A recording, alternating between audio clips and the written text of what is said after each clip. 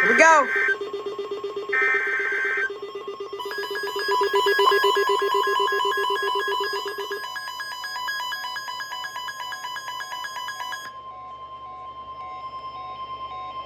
The National Weather Service in Amarillo has issued a fire warning at the request of Amarillo Area Office of Emergency Management for northwestern Potter County.